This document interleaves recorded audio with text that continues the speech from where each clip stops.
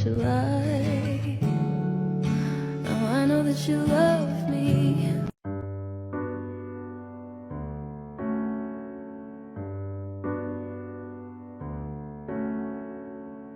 There it is again, that funny feeling. But you did a good job at really fucking up my day. And then you said you may stay. Nigga, I was bankrupt.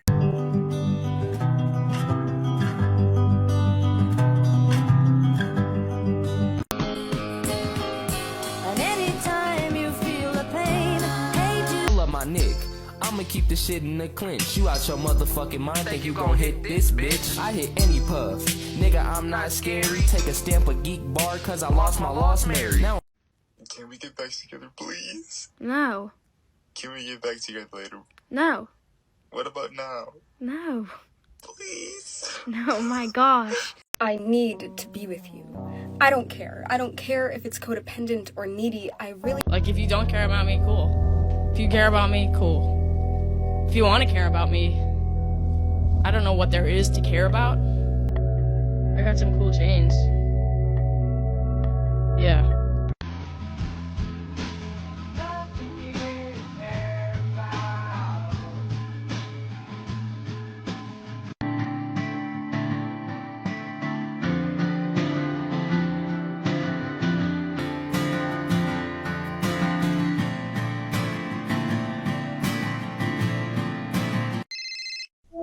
Hey man, it's Freak Bob.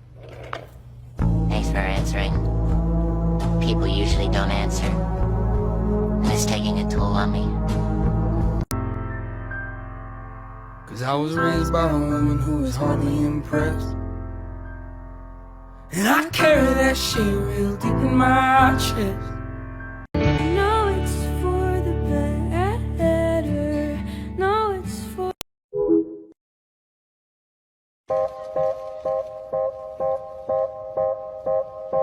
Okay, Batman, we'll take it from here.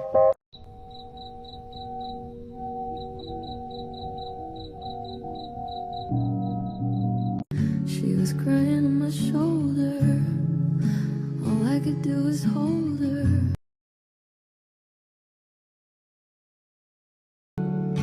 Now I know that you love me. You don't need to remind me.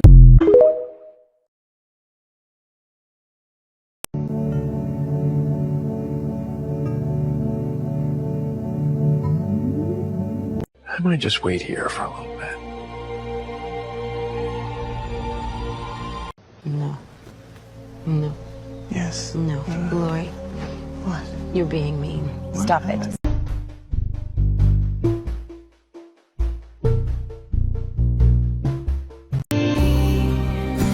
I love you, I'm sorry. You were the best, but you... I wanted to be your woman. I wanted to be your man. I wanted to be the one that you could understand. Part of me feels so bad, but ooh, not that bad. Let's go gambling! Aw, dang it. Aw, dang it. Kendrick?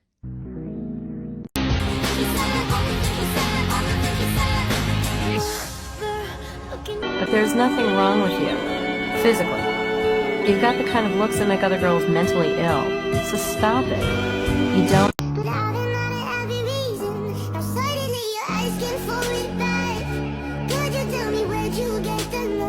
Well, you may not like it, but you better learn how. Cause it's your turn now. Now you suck. The one I'm talking about, that's There it is again. I'm fine. Why is everyone like so dramatic?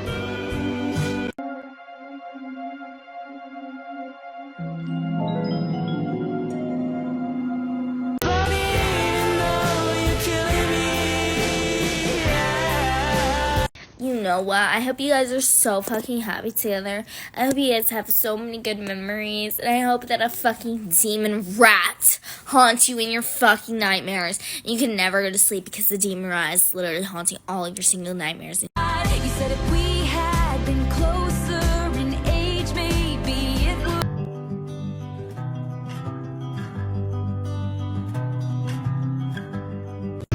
Baby, I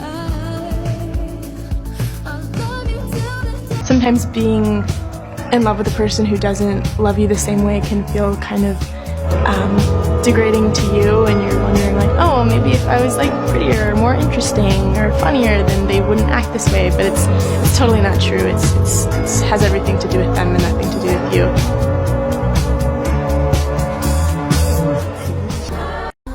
Your new girl is my clone.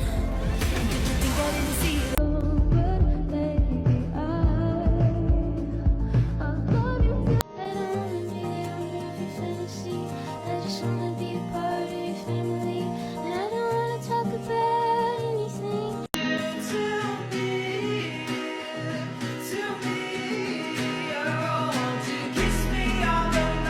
What are you doing if the boy you like has girls commenting on his stuff? What do you do?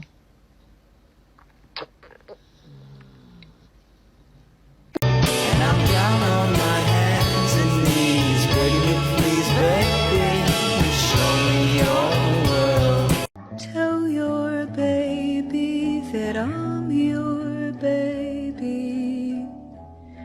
I bet on losing dough.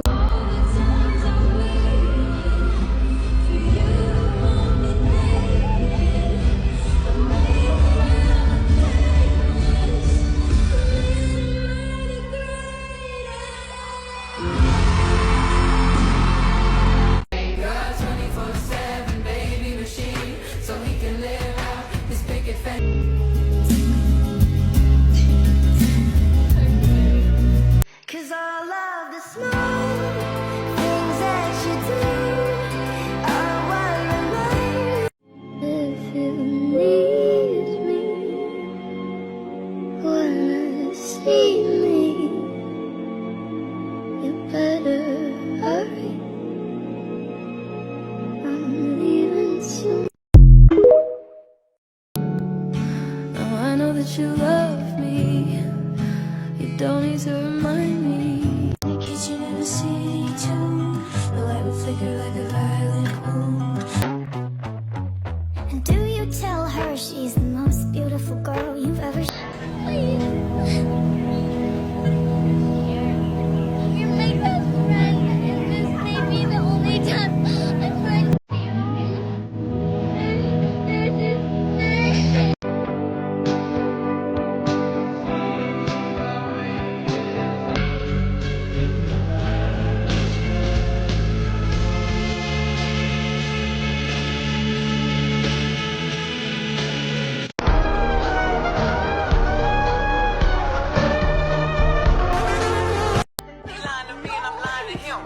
Guess we both ain't shit.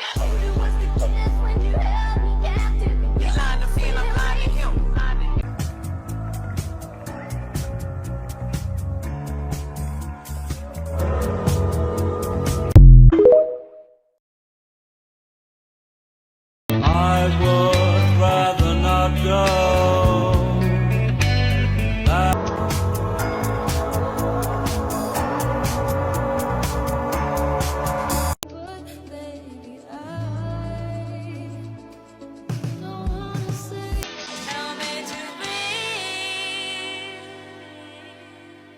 And you don't seem to understand. I know that you love me. You don't need to remind me. What can I do? Life is beautiful, but you. Now I know that you love me. You don't need to remind me. Standing in New York, dressed like a kid. Now she's white and home is dead. And every color illuminates. We are.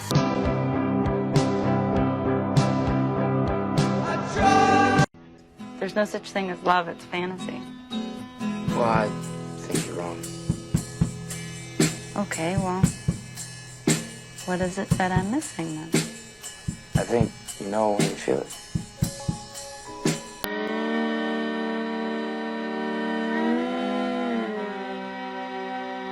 To lie.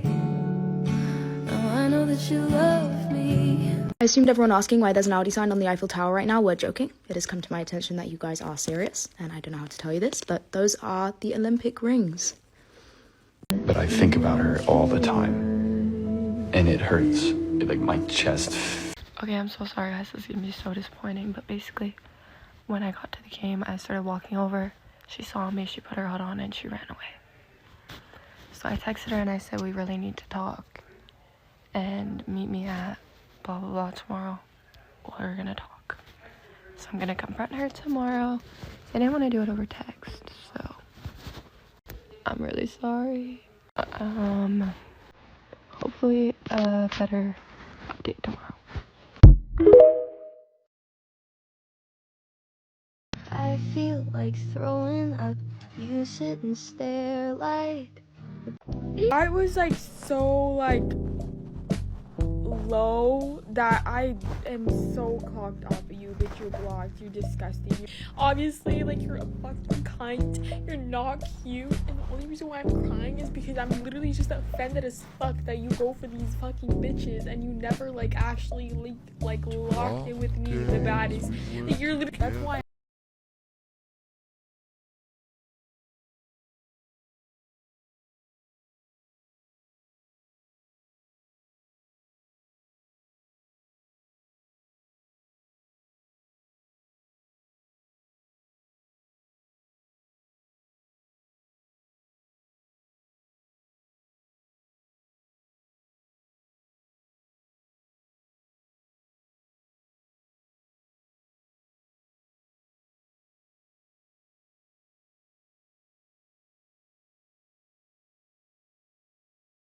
As a society have to pretend to like people that we don't like, okay? Because it's gotten to a point, I'm too tired for all that. I'm just gonna look at you and say, I don't like you. That's probably cause for some kind of diagnosis, but I don't care. I'm tired of it. Also, it makes me paranoid that my friends don't like me because it's like, why are you hanging out with the man who just yesterday you said is the reason people choose the bear? Like, then what do you think about me? What do you say about me? Okay, I'm a people pleaser, so I kind of see the vision. But I would never hang out with someone I don't like. I would literally rather dookie in a laptop and close it. Can we as a society just start telling people, hey, I don't like you. And also, you smell like a little bit of doo-doo, because people need to know that one too. You betrayed me, and I know that you'll never. Couldn't really love you anymore. You cut my ceiling. I don't think I love you anymore. That gold mine changed you. You don't have to hold me anymore. Our case collapsing. I don't wanna be me anymore. My old man told me you don't open your eyes for a while. You just breathe that moment down. 40 miles out of East Illinois for my old man's heart. All y'all are out here saying don't get back with him, but he literally said to me, I was trying to stand on business. He was like, I was like, so much has already happened. He's like, Cody, I will buy you flowers. I want to take you on dates. I want to text you morning and night. I want to call you all the time. And I'm like, couldn't you have done that sooner? Like, couldn't you have realized this sooner? He's like, Cody, you don't understand. Like, you're the only girl for me. I want this relationship to end on the altar. Like, okay. Guys, I know, like, I talked to him. I've tried to, like, be like, you know, like, I just don't think it's for the best, but he just says all the sweetest things. Like, literally, he wanted to get a plane immediately to come back to see me. Come on, that is romantic. Are you kidding me? Like, maybe he just deserves one more chance, you know?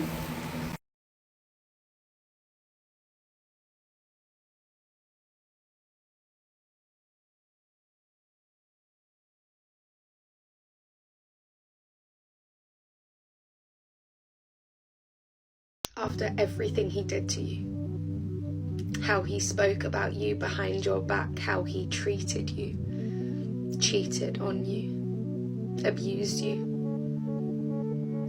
you're going to take him back. You've convinced yourself that maybe it was all in your head and you're crazy just like he says he is, and maybe the relationship wasn't all that bad. Maybe you're happier with him than you are alone. Fuck's sake. You are stupid. And you know it, deep down. You know it, we all know it, I've been there, I've done it, your mum has done it, and she'll tell you that you're silly for taking him back, but you won't listen because she won't get it, I won't get it, no one gets it, no one has ever been in love like you are with him, because, oh my god, you've reinvented it, haven't you? This is it, you've redefined the definition. If you open a dictionary, love is described as both of your names together. Not the bruises, though, or the girls he's messaging on Snapchat. No, you leave that bit out, babe. Come on. I know your first love is powerful, but he is... He's not worth it. He really isn't. You deserve so much better. I feel like everyone secretly hates me, and it doesn't really matter who I'm thinking about, whether it's my friends or my family. I always feel like I'm on the outside of the conversation, no matter how much I do that thing we all call communication. I have friends, it's just very confusing, because we've all changed so much over the past few years that our jokes towards each other are just no longer amusing. I do still enjoy being around them, it's just whenever I am, I feel quite left out. I don't think they leave me out on purpose, but the thought of losing them really makes me nervous. I don't think I've done anything wrong to them, they just don't want me to be around as often. Which, I understand that people do grow apart, but I don't know what to do when there's no longer people for me to love when I have such a full heart. It's one thing to feel lonely, but it's completely different when you realize that you're just alone. No one calls or texts anymore, no one feels like home. And you don't really care at first until there's no one to talk to. All you do is just sit and rot in your room. Not only do you not have other people, but not even you. I once heard that the second we are given life, we begin to die slowly. But as humans, we wish that that time would go by so much faster when all we are in life is lonely. We're not quite lovers, so I tell everyone we're just friends. It's easier that way. I mean, we hang out alone, he's met my friends, he calls me all the time, and sometimes for a moment, I'll catch him looking at me with a little too much love in his eyes. But we're just friends. He makes sure to tell me that regularly. He doesn't want me to get the wrong idea. I try not to, but when he calls me, I pick up, and when he needs someone to talk to, I'm there. And when he needs a ride somewhere, I'm halfway out the door with the keys in my hand. When I left for school, I thought he might beg me to stay. He didn't, of course, because we are just friends. I only see him when the sun goes down, but he tells me it's because my eyes sparkle in the moonlight. I sometimes wonder if we will sit on this line forever, the line between lovers and friends. I think I crossed it somewhere. I think he did too, but he won't admit it. I think we both want the same thing, to feel loved. The difference is, I wanted it to be him, and he'll never see me in the daylight. Hey. Your eyes have a little green in them.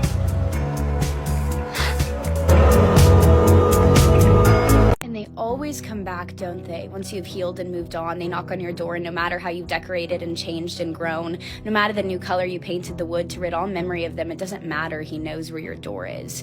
And he will tell you it looks different, you look different, and you will think to yourself how you do not feel different, that every distraction you crafted to forget him has only left you as the unrecognizable one. Yet he recognizes you and he comes back. And you sigh and you laugh to yourself how a year ago you would have begged for this, and how now you locked the door to prepare for this kind of break-in, but you will let him in. Not because you love him, but because you miss being loved. But it does not feel like it did, nostalgic, lovesick without the love. And you will write a poem about it in which you will come to realize you loved writing letters more than you loved writing them about him. And that you loved loving more than you loved him. And that no matter how much time may pass, the revelations you come to experience about how it was good that he left, you will let him in when he comes back. Only for a moment, only for a quick text back or a parking lot kiss or a phone call or a follow back. You let him linger by the door he slammed shut. And he looks different, doesn't he? Like a stranger you may have known in your past life. and you were sad and you don't know why. And they always come back and they always leave, and you start to unlock the door just in case he misses your body or misses your perfume or misses your thoughts or misses your company. And you wish you never let him come and see your new door. And you start to watch the paint chip, and you start to wonder if it was beautiful before or after he had opened it. When did it all get so hard? I feel like I've been... do is sit around and talk about you like we don't have nothing else better to fucking do? That's what you just said.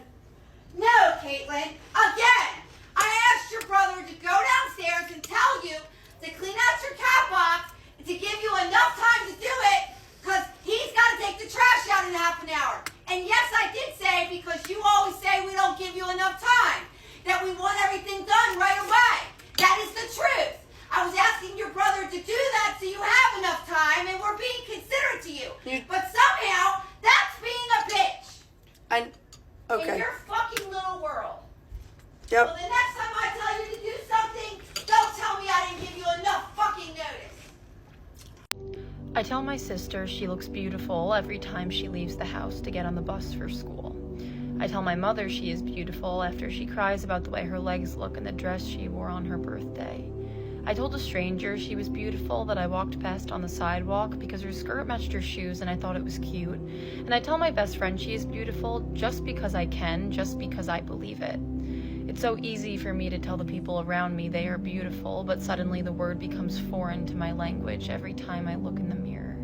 Me and my sister share the same eyes, and me and my mother share the same nose, and me and my best friend have the same curly hair. So how come I think they are so beautiful, but when I look at pictures of myself, I swear it will be the last one I ever take.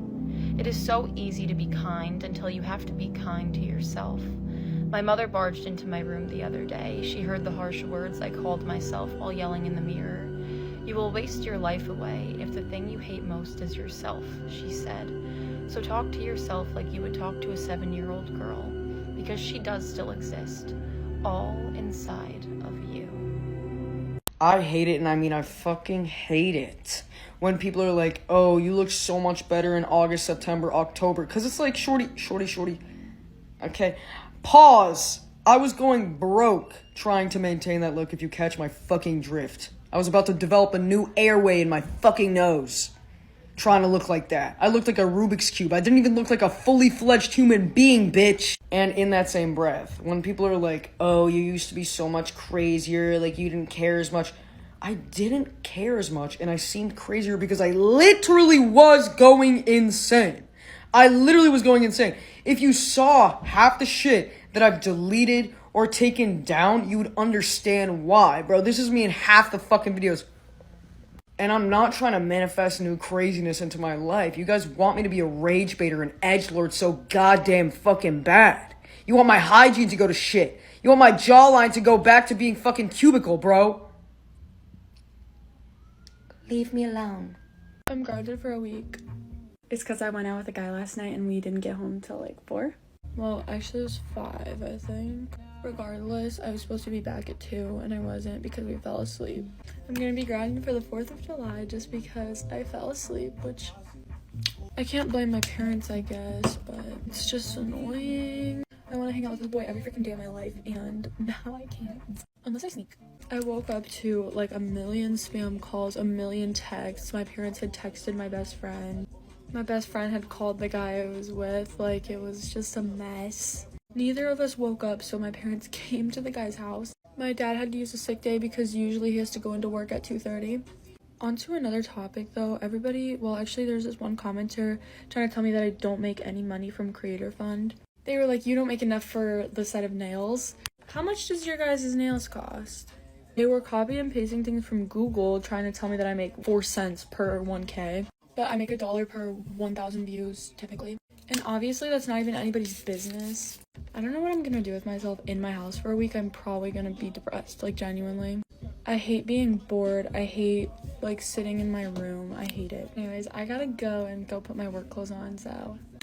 You didn't notice, did you? You didn't notice when you pretended to be asleep in the car just to have your mother carry you up to bed for the last time. You didn't notice when you ran to the door and yelled "Daddy's home" after work and he picked you up and spun you around for the last time. You didn't notice when the rain washed away your chalk drawings on the sidewalk and you never went back out there to color hopscotch again. You didn't notice when you dried off after you danced in the thunderstorms and jumped in the puddles. You started caring about makeup and your hair getting ruined and you never went back out. You didn't notice that you hung up those plastic playphones and never opened it again, and now you have a real one and it's not a toy but an addiction. You didn't notice that you put your shoes on after playing in the ball pits and you never took them off again. You didn't notice when you ate ice cream for the last time without counting calories in your head. You didn't notice when you had your last fight with your sister about who got the passenger seat before you started arguing about who got to drive the car. You didn't notice when you stopped believing in Santa Claus as the magic of Christmas was replaced with material wish lists. You didn't notice when you stopped believing in a monster that lived under your bed as it started coming out in the reflection of your mirror. You didn't notice when you went to field day for the last time, when you had your last participation trophy, when you kicked your brother's seat during a road trip for the last time. You had your last play dates with your Barbies. You had your last Disney movie nights with your families. You didn't notice that grandparents don't last forever. You didn't notice that your childhood cat wasn't eternal. You didn't notice, did you? You didn't notice that your parents are growing up too. You didn't notice, did you? You didn't notice that you grew up.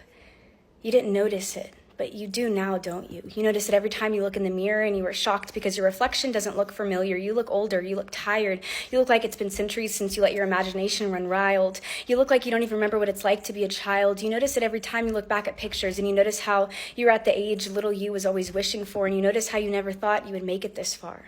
Adulthood was as fantasy as the games you would play, but here you are, and you notice it now, don't you? That time goes by too fast. That you must do everything you can to make the most of right now, because if you don't open your eyes, you will blink and you will notice that you didn't notice how fast time was going, and it's lovely, isn't it? And you notice how you used to refuse doing English homework, and you didn't read Homer, the Odyssey that was assigned, and you notice how you wish you did, how you wish you noticed Homer's writings where he wrote, "The gods envy us. They envy us because we're mortal, because any moment might be our last. Everything is more beautiful because we're doomed. You will never be lovelier than you are right now." You notice it now, don't you? Every night before I fall asleep, I imagine a scenario in my head. You show up at my front door and you apologize for the spilt milk on the counter, the words left unsaid, and for the glass that is still broken on the kitchen floor. You tell me you are sorry for the distance and the silence that followed you, and after your meaningless, well-scripted apology, I slam the door in your face. I walk away knowing I no longer need your words, your regrets, and your half-hearted promises to mend the wounds inside of me. I fantasize about rejecting the apologies that I know will never come, and it's only a fantasy because the reality looks quite different. If you were to show up at my door with sincere eyes and a stomach full of sorrow, I'd extend my hand and reach for your coat so I could hang it up in the same spot you left abandoned all those months ago, when you abandoned me, the same spot that's been empty ever since because no one could fill the void you left me with. No one came close, not even halfway. I think this is why I find comfort in sleeping in the dark, because when the lights are off, no one can see how weak I really am, and in my dreams, I'm stronger than I'll ever be. When my head hits the pillow, you don't have control over my life anymore. You don't make me weak in the knees, and I don't have to deal with the reality that you were never going to show up at my door anyway.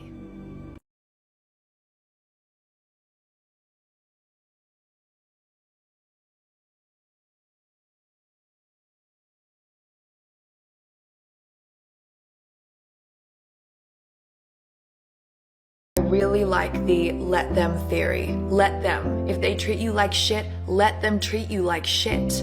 Welcome to life.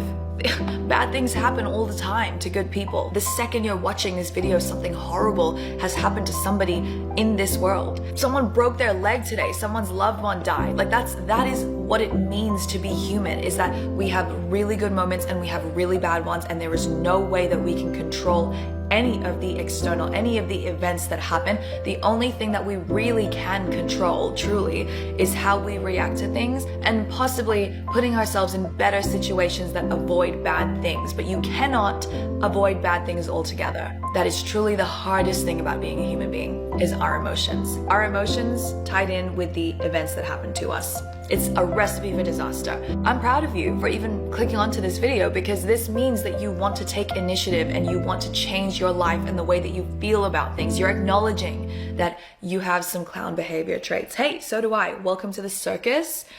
That is life, okay? And you know what? They did it all. No thanks to you, because you weren't here. I appreciate that, Fiona, but I'm here now, and Leon belongs with me. He doesn't even know who you are. I'm his mother. You are my mother too. In invisible kind of love. All I could wish for is an invisible kind of love, which may sound strange, but I promise it's not. The kind of love that is tiny, deceitful, and easily forgot. A gentle hand sliding into another without breaking the sentence's flow, holding on for the rest of the night's sentences and only noticing when they let go. Eyes meeting eyes, eyes meeting body, eyes meeting the back of my head. Love that will go unrecognized, unnoticed, unread. Kisses on my forehead whilst I sleep and do not stir, leaving imprints that I will never see, until I am walking around with invisible lip stains covered head to toe, obliviously. A hand on my thigh that I know all too well and becomes mere muscle memory. Ears burning red from being spoken about and not knowing who's the gossip in our midst. Not knowing. Okay, so I just got home a little while ago and obviously got ready for bed, but here I am. So the parents did not see my calls or texts until they got home. They were super apologetic about it, but I guess like they felt really, really bad. But I normally just coordinate with the mother, and I had texted her and called her a bunch, but then I called the dad like 1 or 2 times and he didn't have my number saved. So when he got the phone call at dinner, he just thought it was spam, and I guess they were like joking about like, oh, like who could this be? It's your babysitter. But yeah, so they came home, they were shocked. They immediately looked at their Nest Cam footage and they were like, we have no idea who this woman is. They just saw one woman in there, so I think that when I thought I saw a man, like what happened was like, it was one of those windows where like the window is parallel. It's like on the same plane as the door. So I'm like trying to like peep around and I thought I just saw like the legs of a man. And like I could have sworn he had like cargo shorts on or something. Like it was giving middle-aged man vibes in my imagination. But yeah, so they were really surprised and also thought it was really weird that like, you know, this woman came by at like 8:15, 8:20 at night. She didn't park directly in front of the house. She parked like to the side of the house where you can't really see her if you look. You couldn't see her car if you look directly out front. And she just lingered. Like in the footage, you see her basically like walk all around their porch, look inside, go to the other side of the house, look inside. She's like really peering in, and she's also like on the phone the whole time, but like whispering, because again, like I heard her say hey, so I would have, if she had been really like talking on the phone, I would have heard her. And then the other thing that was very bizarre that the mom pointed out is like, wait, so you guys saw each other, and at that point she didn't say anything to you? Like she didn't say like, hey, I'm with the local church, or like I have a package. Like it was weird. So they're going to talk to their neighbors and see if the neighbors they know that their neighbors have cameras, so they're just going to have the neighbors check their cameras and get back to me. But yeah, they were also really concerned and potentially going to file a police report, but they were just thankful that I didn't open the door or like, you know, the funny thing is like at one point, it's not funny, it was actually really creepy.